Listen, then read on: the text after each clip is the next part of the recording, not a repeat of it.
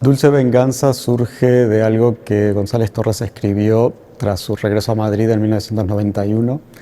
Él había sido enviado con su hermana de Cuba a Madrid en el 71 de adolescente y creemos que no lo había pasado muy bien.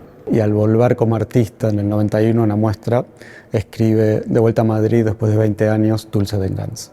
La obra de González Torres de alguna forma crea un espacio en el que el público interactúa con la obra de forma particular, se permite manipular la obra, tocar la obra, comer la obra, lo cual es bastante raro dentro del arte contemporáneo. Pero esto es también una suerte de metáfora de una desaparición, de una posible muerte, de un posible duelo o también una celebración. Lo que plantea la muestra es, de alguna forma, situar históricamente cuándo se generó la obra y reinterpretarla hoy. Es verdad que muchos de los temas que tratan la obra se repiten hoy en día, pero básicamente lo que estamos planteando es una relectura, una traducción de ese momento histórico. There are many themes or subjects, topics within González Torres's work. I would start by saying it's very open-ended, and one doesn't pinpoint that something is about one thing or another.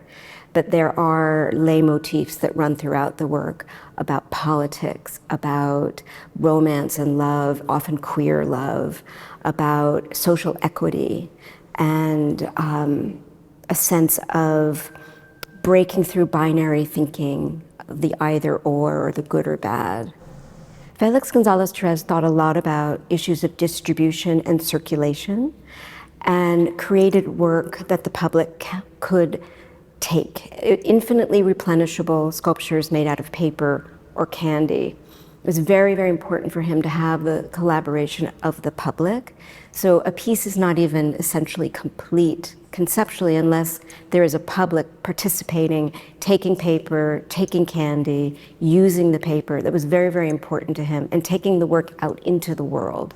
So it's not a curatorial conceit. We did not invent that. We create situations within the museum context to allow for it. It's really urgent, I think, to continue to look at Felix González Torres's work, which continues to be culturally relevant and politically so on the mark. In the 1990s, late 1980s, 1990s, when he was working, he was warning against the encroachment of the conservative right in the United States, but that is applicable elsewhere in the world. And today we're seeing a shift, a market shift to the right. And though the work is very reticent and poetic, it is also incredibly political if you are attuned to that message.